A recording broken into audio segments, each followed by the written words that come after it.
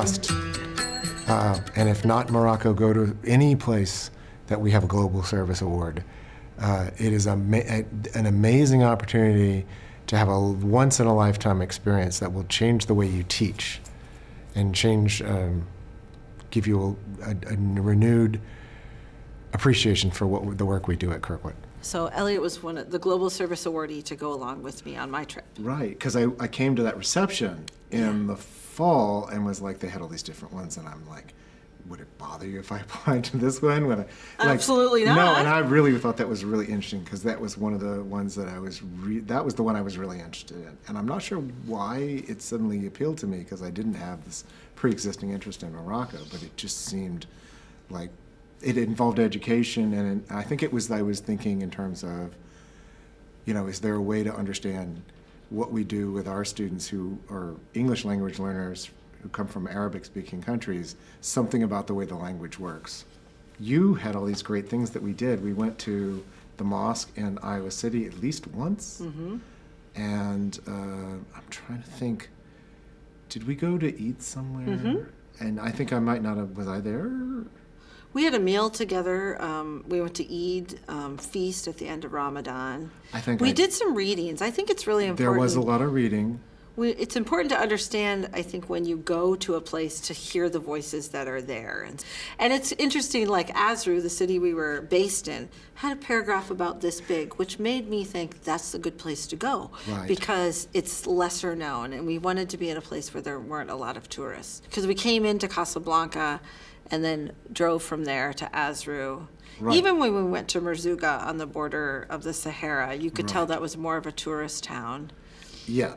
But it wasn't a crowded tourist town, right? And I think we were seen less as tourists when we were in Azru because it wasn't a tourist town. Right. But we saw Mohammed's friend, and he invited us in his home. House, which was great. And the family had this amazing meal set out for 11 people, and we had an amazing meal as we were on this long journey to get to Merzouga, and it was lovely. I feel like when we were learning our Arabic lessons, we had a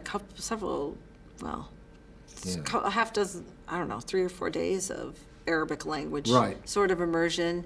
For us as language writing teachers, it really helped us to understand more of the patterns that Arabic speakers might make in their language choices. Yeah. Even though there was that overlap of different languages that we heard on the street.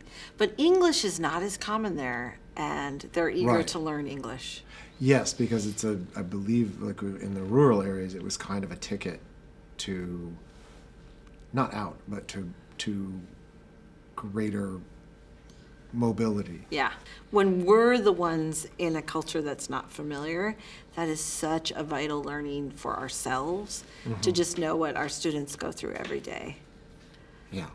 I think that. I think one of the things I think every culture, you shift your perspective wherever you go, right?